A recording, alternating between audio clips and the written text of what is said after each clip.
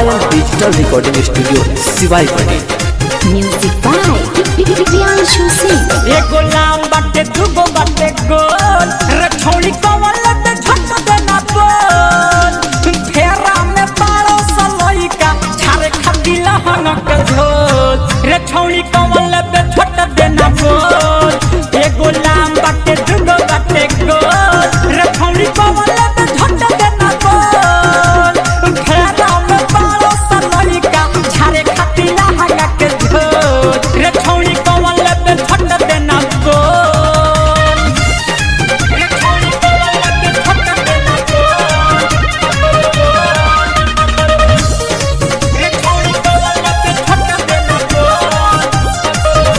पायल digital recording studio Siwai Patel.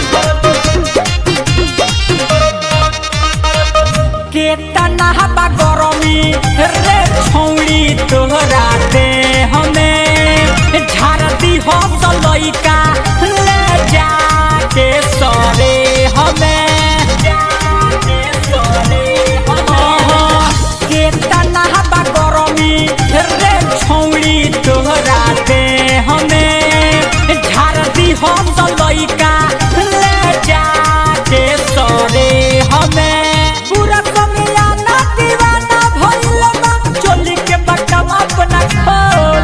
एगो लाम बाटे दुगो बाटे गोल रछौली कवल पे झट देना बोल फेरा में बाड़ो सलैका छारे खदी लहंग के झोल रछौली कवल पे झट देना बोल एगो लाम बाटे दुगो बाटे गोल रछौली कवल पे झट देना बोल फेरा में बाड़ो सलैका छारे खदी लहंग के झोल रछौली कवल पे झट देना बोल रछौली कवल पे झट देना बोल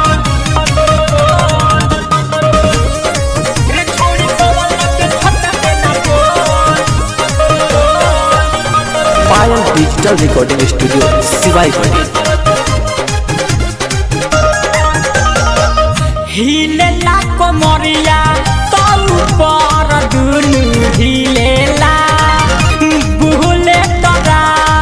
जाके माजा खूबे मिलेला हिलेला कोमरिया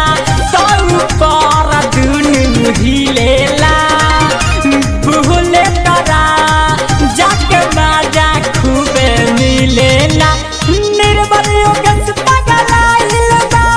देखी तोरे ढोलिया के होल एगो लाम बाटे दुगो बाटे गोल रछौली कवल पे झट देना बोल फेरा में बाड़ो सलैका झारे खदी लहंग के झोल ये छौली कवल पे झट देना बोल एगो लाम बाटे दुगो बाटे गोल रछौली कवल पे झट देना बोल फेरा में बाड़ो सलैका झारे खदी लहंग के झोल रछौली कवल पे झट देना बोल पायल digital recording studio Siwai Patel.